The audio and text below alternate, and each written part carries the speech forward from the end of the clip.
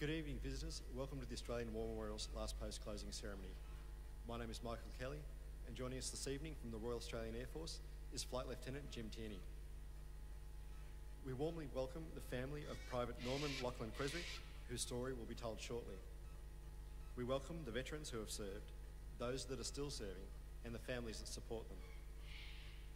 We acknowledge the members of RSL and Services Clubs Association, RSL Victoria and RSL Queensland, who are watching the broadcast of this ceremony across Australia. During the ceremony, wreaths will be laid at the base of the pool of reflection by families and visitors. Could I please ask you to stand and join in singing the national anthem?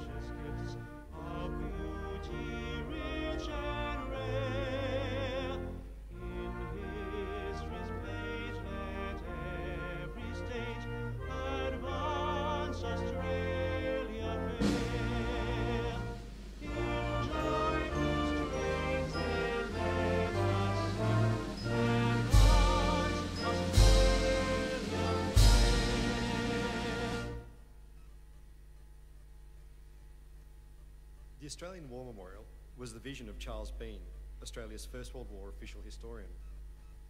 Bean landed with the Australian troops on Gallipoli and stayed with them at the front through to the end of the war. The idea of this national memorial and museum came to him at Pozières, France, in the depths of the bloody fighting of 1916.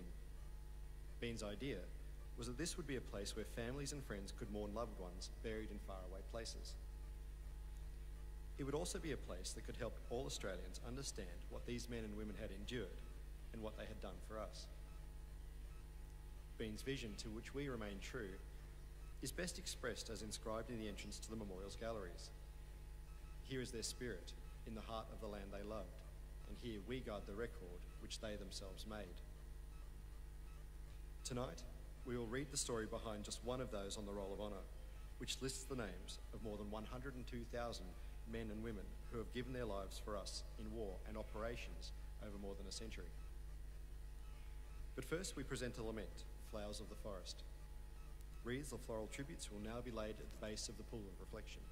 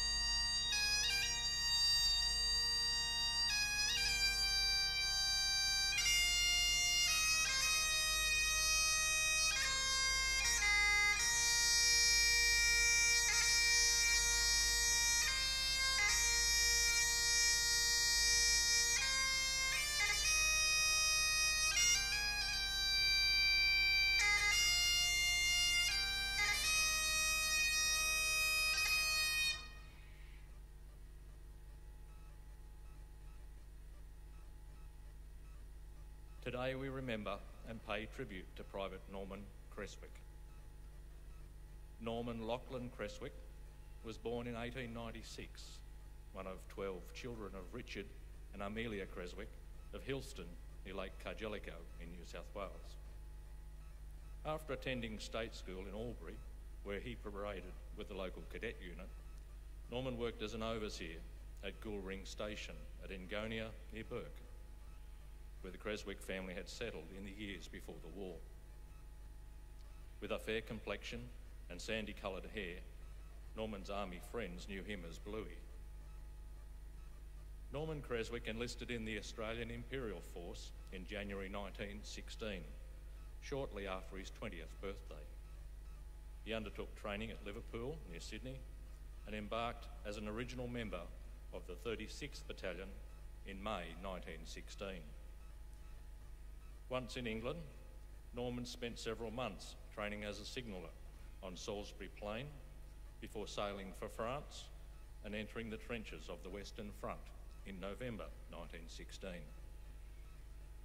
Forming part of the 3rd Division, the 36th Battalion spent the following 6 months holding the relatively quiet nursery sector near the town of Armentières, conducting patrols of no man's land and raiding German trenches. By mid-1917, the focus of British operations had shifted north into Belgium in preparation for a major offensive that intended to drive German troops away from the Belgian coastline. Part of those preparations involved capturing Messines Ridge, where the 36th Battalion fought its first major action on the 7th of June. After capturing its objectives on that day of fighting, Australian battalions of the 3rd and 4th Divisions repelled repeated German counterattacks and were subjected to intense artillery bombardments while they consolidated their new positions. On the 11th of June, the 36th Battalion was occupying a position known as La Poterie Farm when it was shelled by German artillery. On that day, Norman was acting as a runner between the front and his company headquarters, and he was caught by the blast of an exploding shell that killed him instantly. The Creswick family and the town of Burke were devastated by Norman's loss. After hearing the news, the editor of the local newspaper described Norman as a bright and sturdy young fellow of a splendid disposition, and lamented that this young country should lose such men.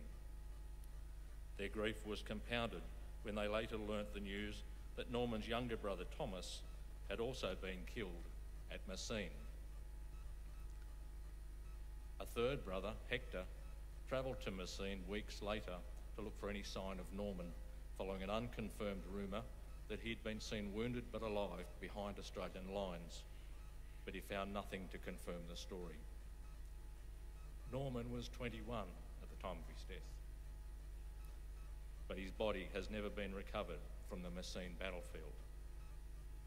His name appears on the Menengate Memorial among over 6,000 Australians killed in Belgium who have no known grave. Thomas Creswick's name appears on the same panel.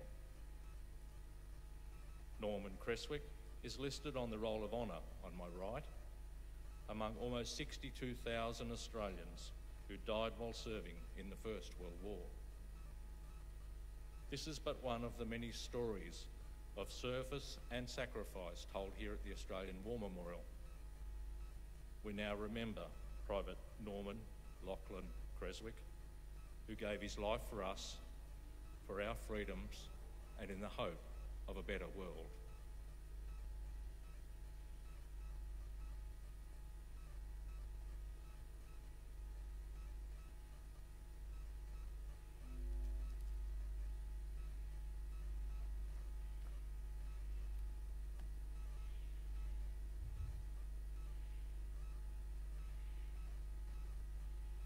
They shall grow not old, as we that are left grow old. Age shall not weary them, nor the years condemn. At the going down of the sun, and in the morning, we will remember them. We will remember them.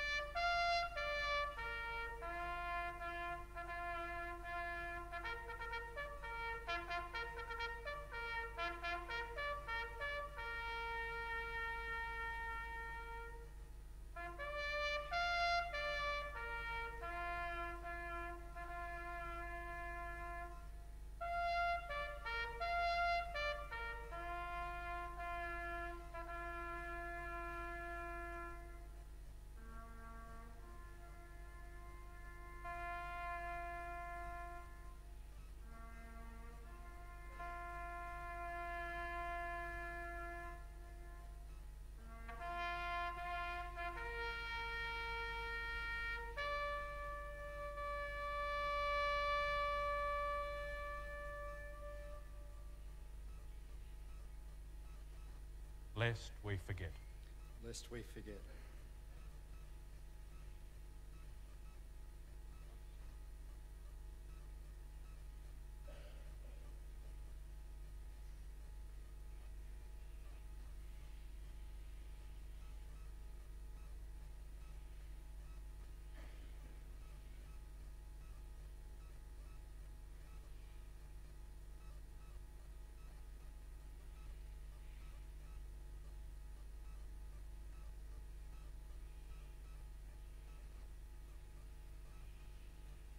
We leave you this evening with the words of the memorial's founder, Charles Bean.